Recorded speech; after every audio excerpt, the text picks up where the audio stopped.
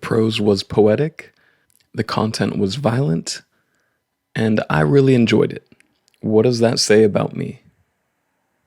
Hi, I'm David Desero, and today we're going to be reviewing The Court of Broken Knives by Anna Smith Spark, and it is a grimdark novel. Court of Broken Knives is also the first entry in a trilogy called The Empires of Dust. The premise is basically a plot to assassinate an emperor, and this emperor who lives in a city called Sorlost.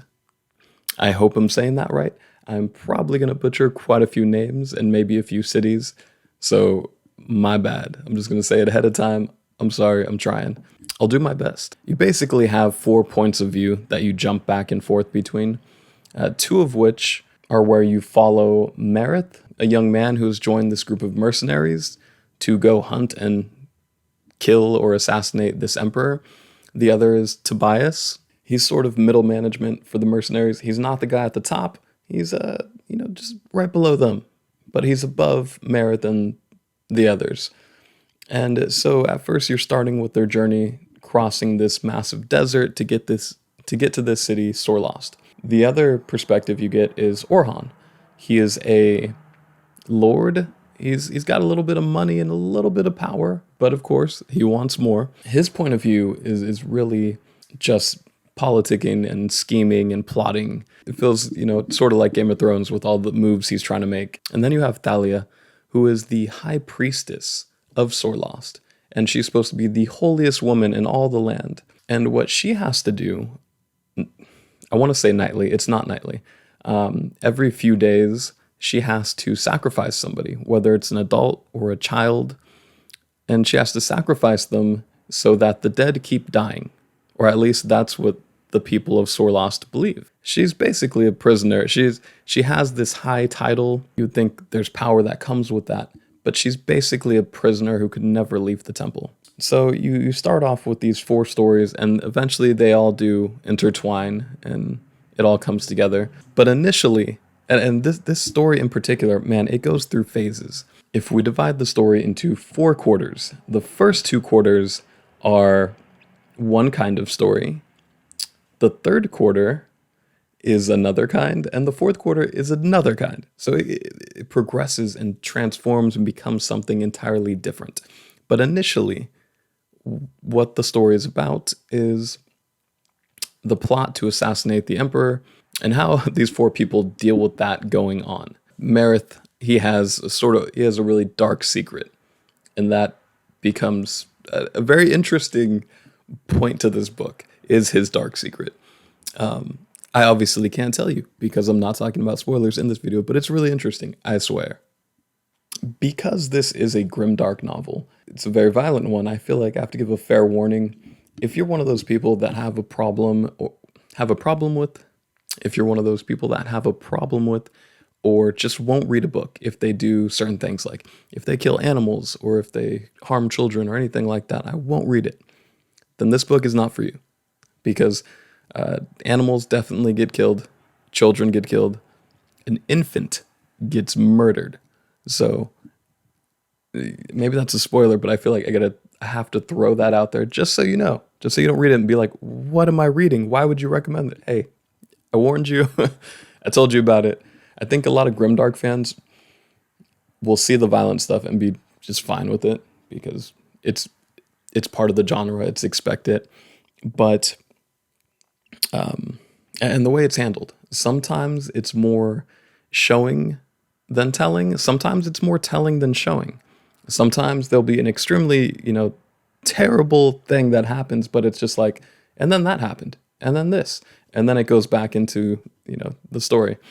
But other times it'll get really graphic and it will show you each and every, like there'll be a fight or something and it'll get the camera, let's call it the camera, will zoom in real close and you'll be right there. It'll be right there in your face. Sometimes it gets really graphic, sometimes it doesn't. But you should know that going in. So let's talk about the prose. And I don't mean prose or cons, I mean like prose, like the written prose, like the author's voice and descriptions and things like that. Anna Smith Spark is a really good poet. And that's something, if you go to her website, you can see. I'll try to see if I can link some of her poetry down below. but she is a poet. So you have a prose that is, some would say, and I feel like this is going to divide a lot of people, some would say overly descriptive, but it's beautifully written. It's very poetic. She'll describe, the sky, the walls, the people, she'll just everything. She'll describe everything, and it'll sound really nice. It'll sound really good. That'll slow down the pace a little bit. Me personally, I know I'm a slow reader, so it took me a long time to get through this, but it wasn't but it was done really well. It was done in a way to where I wasn't bored. I really appreciated the descriptions. Like I was into it. It's kind of like, this is kind of a hasty comparison, but it's kind of like, I don't know, how the Lord of the Rings, right? Tolkien will go on for 10 pages describing trees, but it's a really good description of trees. Like, I could pick up the Lord of the Rings, any of the books, and just flip to a random page and just read a few pages. And I will do that sometimes just because I love the way he writes. And I'm not saying that this is at that level or it's even the same style. It's not the same style. But the descriptions here are really good and interesting.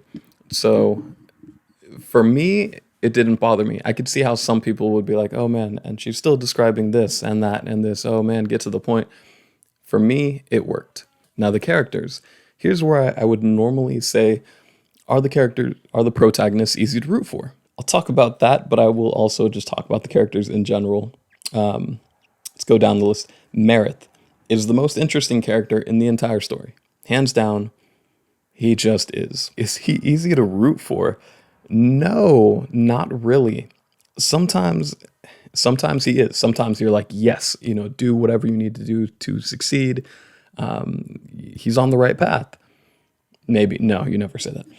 Do whatever you need to do to succeed. I understand there's people in your way, whatever. Some other times you're kind of just like, some other times you're just kind of like, oh, you probably didn't need to do that, but, or just like, that's one way of doing it. It's so hard. I have to be so vague because I don't want to give spoilers, but he's a real violent dude. And then Tobias, you root for him. You can see where he's coming from. He's kind of messed up, but he's a mercenary, and he's a hired sword. He's kind of what you'd expect him to be, and you can always see his way of thinking. Even when he makes some bad decisions, you're just kind of like I get it. I don't know. I wouldn't say I'm necessarily rooting for him, but you could see where he's coming from. Now, Thalia, you root for her. There's at no point in time, like, she does some things, but she has to do them. She does some bad things, I guess, but she kind of has to. At no point are you ever like, oh no, don't do that. Well, okay, there's one part where you might say that, but it's necessary and she just has to do it. But she's a character who is really easy to root for. Orhan, he's kind of a bad guy. You get the impression that he's just sort of rich, a little bit powerful, but not as powerful as he would like. And I didn't really want to root for him. He was like at times when there's conflict and things like that, you end up rooting for him because you like him better than his political adversaries, but he's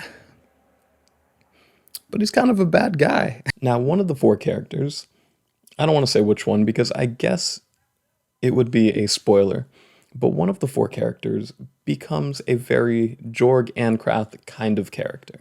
Jorg Ankrath is a character from the Broken Empire series, like Prince of Thorns, King of Thorns, Emperor of Thorns, and he's basically a psychopath. He's ruthless and violent, and he's a prince. And one of these characters is very much like that, except they have a character flaw that Jorg does not have. And I'm not going to say what that is, but it's an issue that you don't usually see depicted in fantasy, that you don't see a lot of. It's pretty rare to see, and it was really interesting to see how they put that in this, how Anna Smith Spark put that in this story. Again, being super vague, but then not only does this character have a flaw that Jorg does not have, they also have an advantage, I guess I would say, that Jorg does not have, in that, oh God, it's so hard. So hard. They also have a really unique ability that Jorg does not have, but that ability is not revealed till like more than halfway through the book. Well, some of that ability is revealed halfway at the midpoint, and then more of it's revealed just as the story goes on. But that's all I'm going to say about that. It's pretty cool and really intense, and you'll be sitting there like, by the end, you'll be reading it and just being like, what am I reading? Like, what? What is happening? And I feel like that's a good segue into, does it stick the landing? Yes, I believe for a first book in a trilogy, it absolutely sticks the landing. So like I said, there's the first half of the story is its own thing. Then the next quarter is something else, and the final quarter is something else. So there's like 3 different kinds of stories here. And at the very end, there is a big final there's a big final battle, there's a climax, there's a lot of stuff going on, and I feel like this book does a good job of setting up the main character. Like they're shoving this one character who's, are they the hero or the villain of the story? It's still to be determined, but this story slowly peels apart and unveils and then shoves up just this one character in particular, being like, this story is mainly about this person. The other point of view characters are important still, just not as important as this one person. That like, this one character is just really interesting, and because of that, like if this was a standalone, I would just be really confused and just like, well, that was a ride.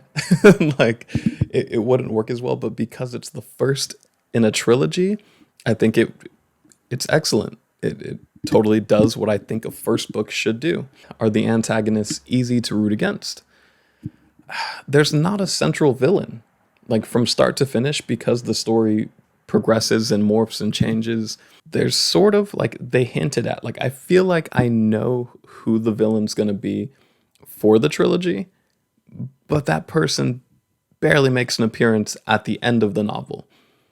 And that's only a hunch. That may not even be true. That person might get killed off in the first chapter of the next book. I have no idea. But throughout, like in the first half, where there's this plot to assassinate the emperor, the emperor is not really a villain in that situation. He's just some guy who doesn't do anything. He's just a lazy ruler. His council does everything for him. I don't even think he has any dialogue or speaks or says just anything at all. He doesn't do anything. He just sits there. So that's not really a force of antagonism. He doesn't do anything.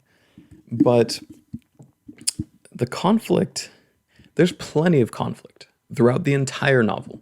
There's not really a villain. There's people that other people have problems with, and there's just all these characters, and they have problems with each other, and there is a lot of conflict. So I can't say that there's one person in particular that hunts down sort of one of the characters, kind of, being super vague again.